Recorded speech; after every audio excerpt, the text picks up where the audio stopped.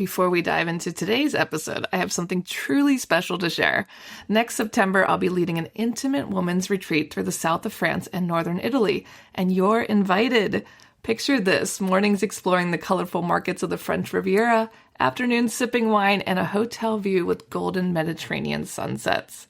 Whether you love photography, food, or just want to reconnect with your playful creative self, this trip is designed for you. Spots are limited, so if all this sounds like your kind of adventure, please visit tourwithabsolutely.com and look for the tour France and Italy with Crystal. You can also send me a message or check out the show notes. Claudine Hemingway is a descendant of famed writer Ernest Hemingway. We bumped into each other at a party and decided to team up and dive deep into French history, but with a twist, by bringing a spotlight to those lesser-known creatives in France. This is History with a Hemingway. Welcome back, guys. I'm back with Claudine, and got some more Louvre updates for you. I'll let Claudine take it from here. Yeah, so last week we were like, well, it's kind of been a ho-hum week, not a lot going on, but then everything kind of exploded. So it was 6 weeks ago yesterday, which now it's like, freezing cold in Paris.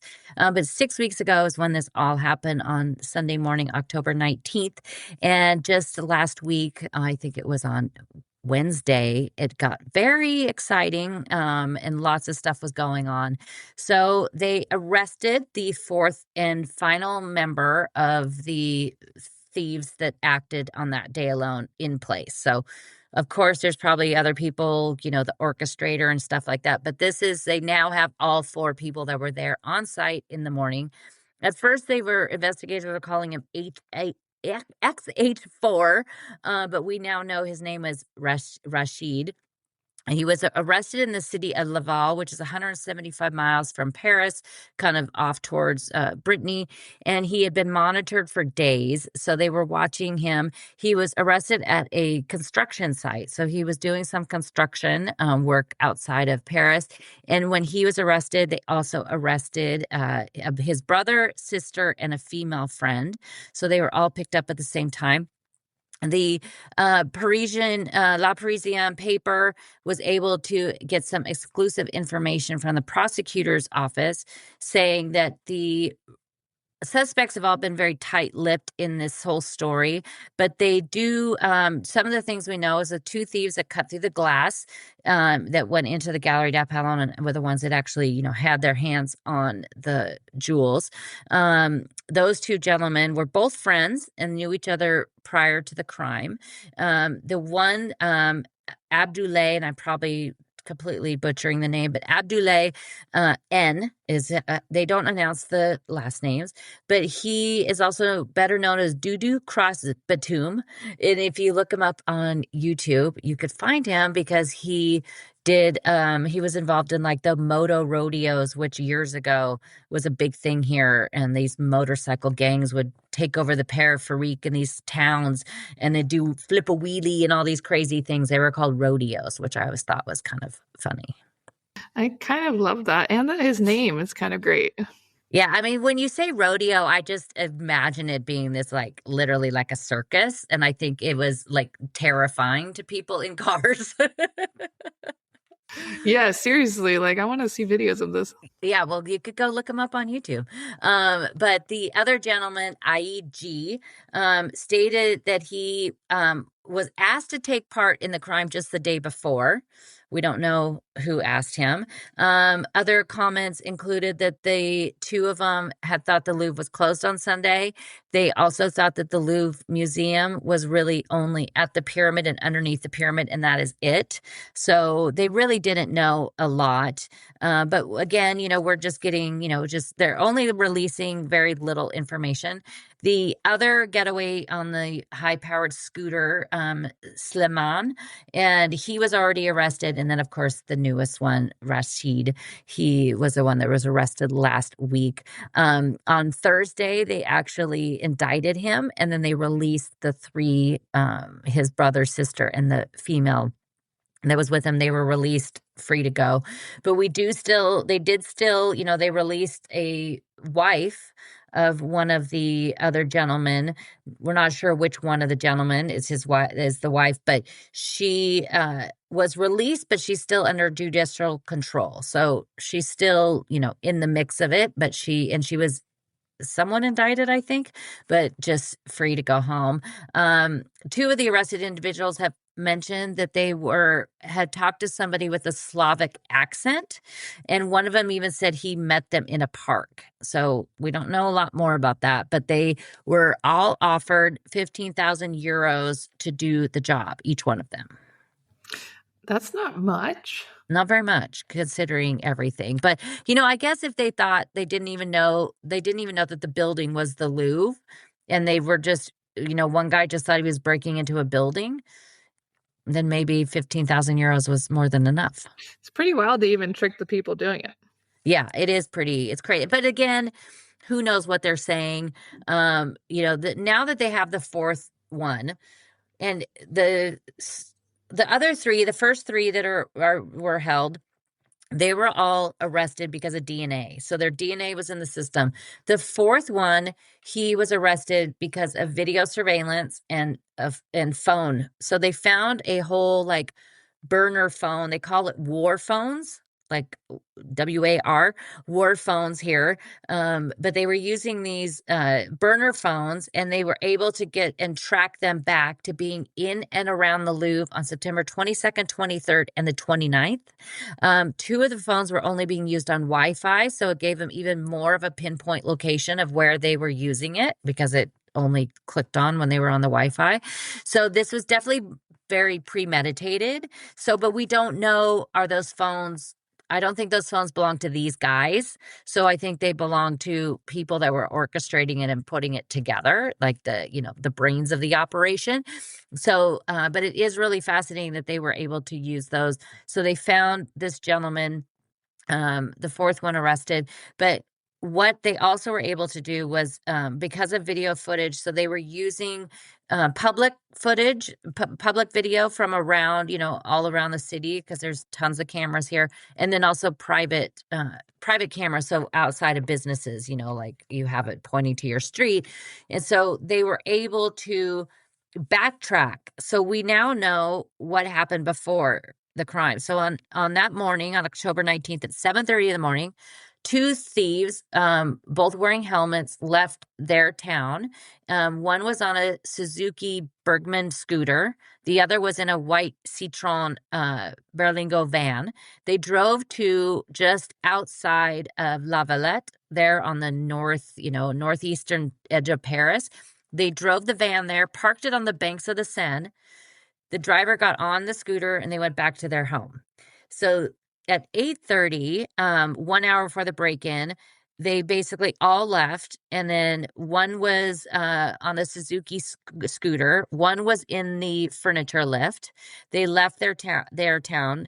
The other one, there was another one that was on a BMW scooter. He rides to Aubervilliers, and then to Pantin, and so on the northeast edge of Paris. He dumped the BMW scooter, and he jumps on a Yamaha scooter driven by one of the accomplices. Then the four met in Bercy in the 12th, and from there they all traveled together to go to the Louvre. I love how we're getting so many new details now. This is huge. I know, this is all just so crazy.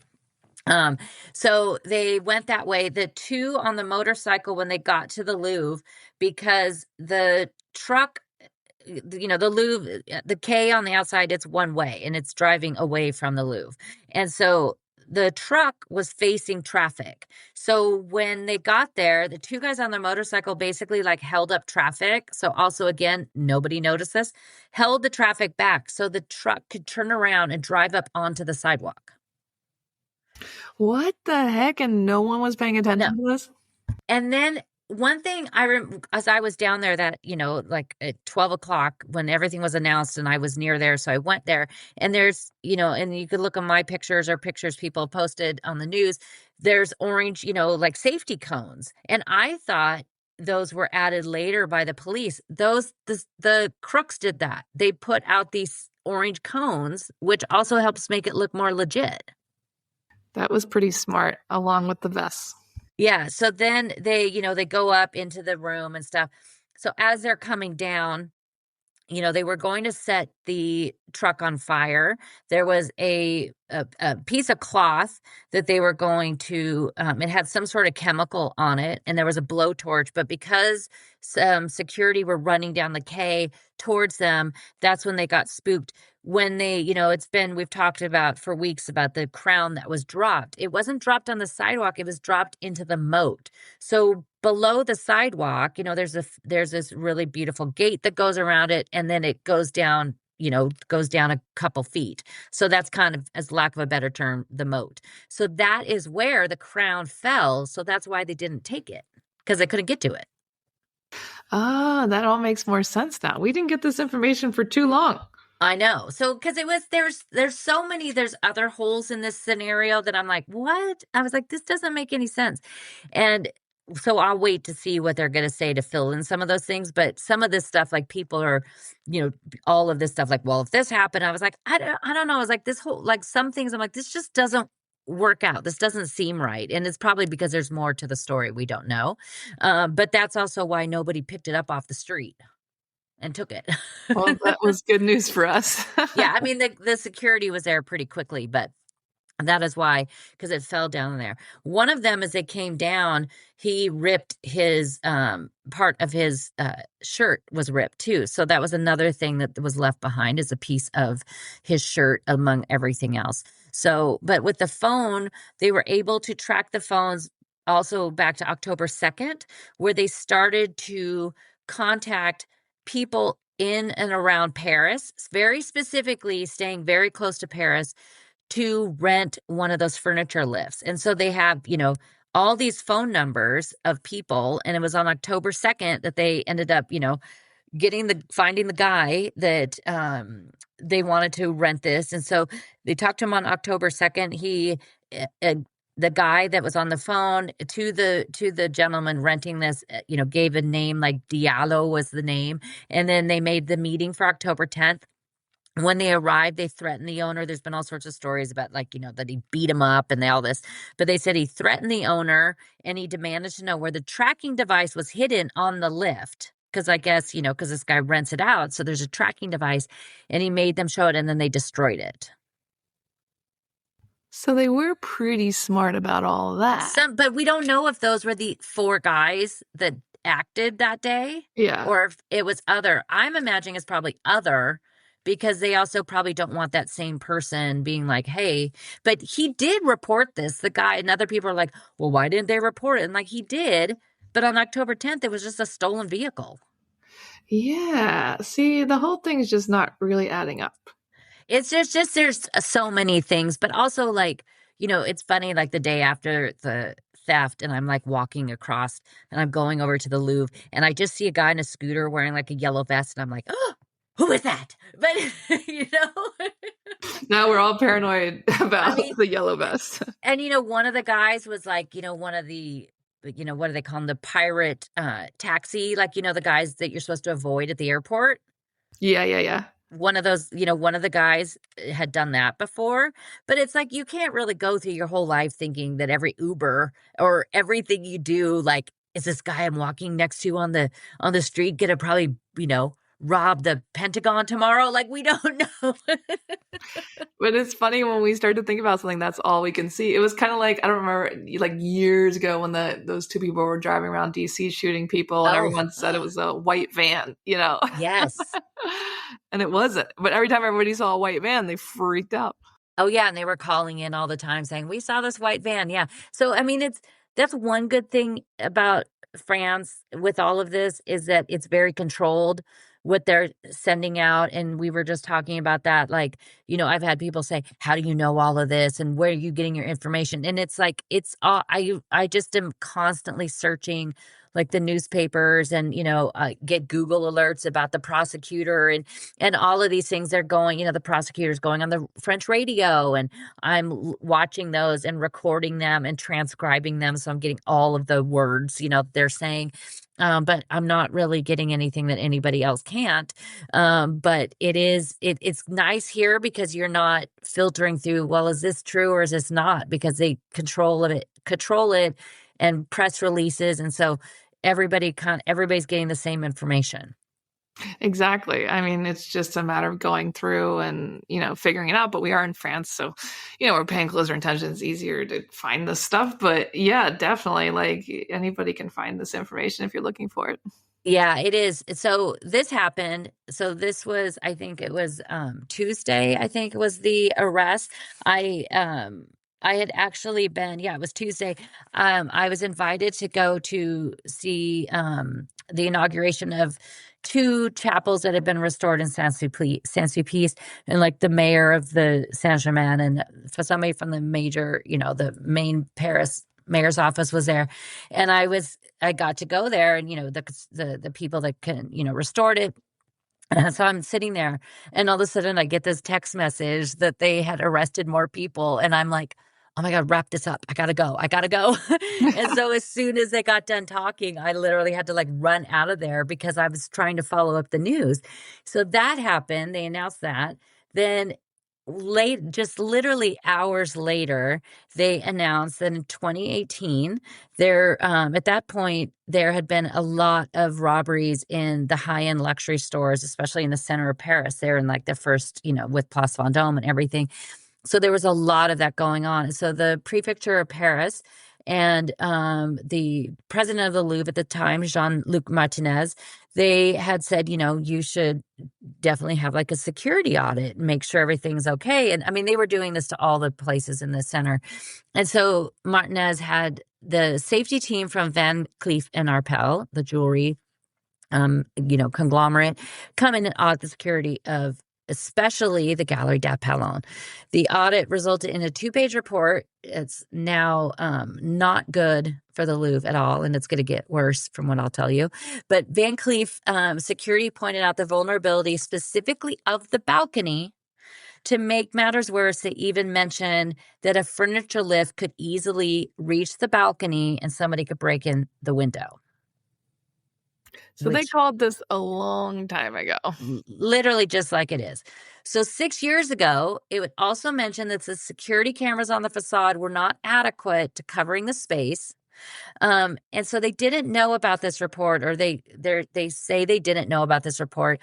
And the reason it was kind of uncovered was because the day of the theft, the president that's been there since 2021, Laurence Descartes, she had said, we need to find everything about the restoration, anything that's gone on in this room for the last 25 years. And that's when they found it. And this was in Le Monde, kind of uncovered this. It should be noted, though, that in March of 2019, so this was in 2018, this was in like June of 2018, March of 2019, the gallery went through a huge restoration, which included having all those new cases made, and those were done by Cartier.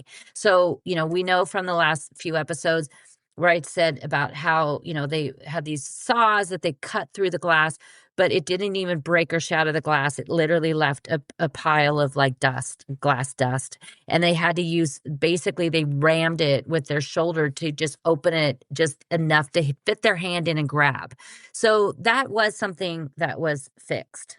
So, they did learn something, but about 12 hours later, so RTL, the French radio, had access to a 35-page report that was dated from July of 2007. It was ordered by Marc Basco, who was the curator of the Objet d'Art department at the time. They had a security company under the initial CESG. They rated the Galerie d'Apollon as very high risk and had the vulnerability of the windows that could facilitate the performance of malicious acts during the day, less busy hours, quote unquote. It said it's essential to put in place a real specific security policy adapted to the scale of risk of the Apollo Exhibition Hall, 2007, 18 years ago. 18 years ago? 18 years ago, and then 6 years ago. Both times saying, this is a very vulnerable place.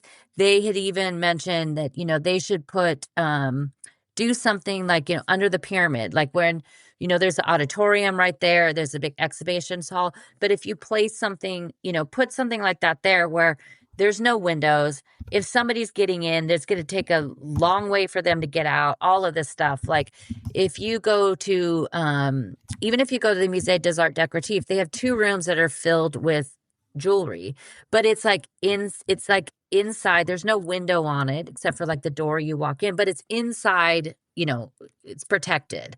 So that they recommended the Louvre to do that, and so now both of these things are definitely not good at all for the Louvre. Well, they need to fix all of this. Like, come on. Well, unfortunately, we seem to learn the hard way in life about things. And so, I think last week we talked, I mentioned that Laurence had gone to the National Assembly. She really kind of was raked over the coals by some of the people, because you also have, all different, far right, far left, whatever, asking her questions, and they're asking from kind of their point of view. And so, but she's been really defensive about this stuff. But at this point, it's kind of like it doesn't matter who is there. They don't really have an excuse. And if they brought this new person into security, like I think 3 or 4 years ago, or it was since her, so maybe 3 years ago, as security, you should have been like, give me every document for the last 20 years relating to security of this place that I'm now in charge of. Yeah, exactly. Like that's step one. I mean, I can't imagine though, being in charge of a museum like that big, that famous. It's a lot to constantly be thinking about. Yeah, but I mean, like that's like the person in charge of security, they shouldn't really have an excuse. Like, of course, Laurence can't be like, I need every document for everything that ever happened here. I mean, the amount of paper I have about stuff of things I've researched on the Louvre is like at a choking point. I can't even imagine. But like, if you were like, my job is security, give me all of these, because they did outside companies coming in to audit them. That would be like number one. I need to see all of that. Yeah, definitely someone was slacking in the security department. Yeah. So, she announced that this 20-point plan, they only said what one thing is, and that is to put 100 cameras in, but by the end of 2026. So that's kind of a long ways to go. So we'll see. They did just announce the other day, of course, anything right now that has to do with the Louvre, any announcement that's made, everything comes back. Then they circle it all back to this. So, 2 weeks ago when I told you how they had to close off those rooms because the beams were moving, then it goes back to the place is falling apart. So on Thursday, they also announced that the Louvre, starting January 14th, is going to raise their price for people coming from outside the EU. So, people coming from the US, people coming from even England, you're going to now pay 32 euros to go to the Louvre instead of 22. And also Versailles is going up to $35. Saint-Chapelle will go up. Chateau de Chambord, I think, was the other one. But the thing is, they've been talking about this. They announced this last January.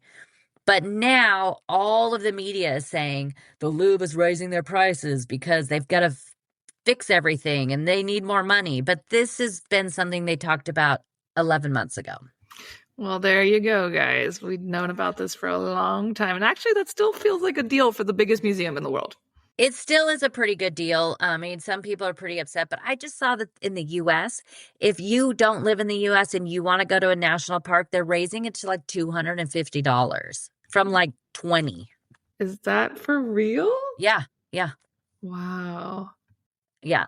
So that is, I mean, nobody's going there right now, but I mean, that is just crazy. But, there's, like the national museums like in England are free. The national museums in DC are free, but that's different.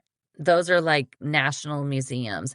And it does cost a lot, but they, when they did this audit that they released early November, 60% of what the Louvre was bringing in ticket sales the last like 6 years have been used to purchase new things.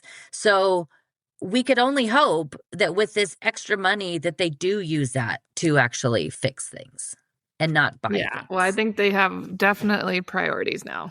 Yeah, I think now they have some a lot of eyes on them. But I'm going today to go see this sneak peek of this area that they renovated. And so they're kind of touting, look what we did. But as I was saying, it's a part of the museum like literally nobody goes to. I've only been there once before because it's like not, it's nobody knows where this even is. And so I will check that out and see. I should go in there just to see how many cameras I could count. Yeah, just count the cameras for us. And I'll be like, there's only two. They obviously didn't do anything in the new one. I love it. But it is, it's hopefully, the fourth member that they arrested, he was the last one to have the jewels in his hand. So the jewels, when they came down, they handed it to this gentleman on the scooter. And then he was the one who drove the white van because they drove to the outside of the city. And then he was the one driving the white van. And the other one said he had the jewels in his possession. So with all four of them, hopefully maybe the prosecutors could be like, we're going to give you a deal. You just tell us who you were working with or whatever. So now that they have all four, hopefully that gets us closer. They don't think that the jewels have left France. I don't know how they base that on, but hopefully they're right. But they do think they're still in France. Well, this is good news. I hope we get them back. I hope they get them back, and maybe I could just wear that emerald necklace just once before they go back. Yeah, I mean, all the work you put into giving us all this information, I think it's rightly yours to wear for fun. I don't really think that's a lot to ask for. I mean, just, for an afternoon. Exactly. Just to do your dishes, laundry, Take a bunch of pictures in it. Yeah, exactly. Yeah, I think it's a good idea. Dating profile. Yeah. Well, guys, thanks for tuning in. Please tune in next week. We'll have all the latest updates for you, and follow Claudine at ClaudineHemingway.com. Thanks for listening today, guys. If you're interested in learning more about Claudine, her tours, history, and the beautiful photographs that she posts all over Instagram, tune into her website, ClaudineHemingway.com.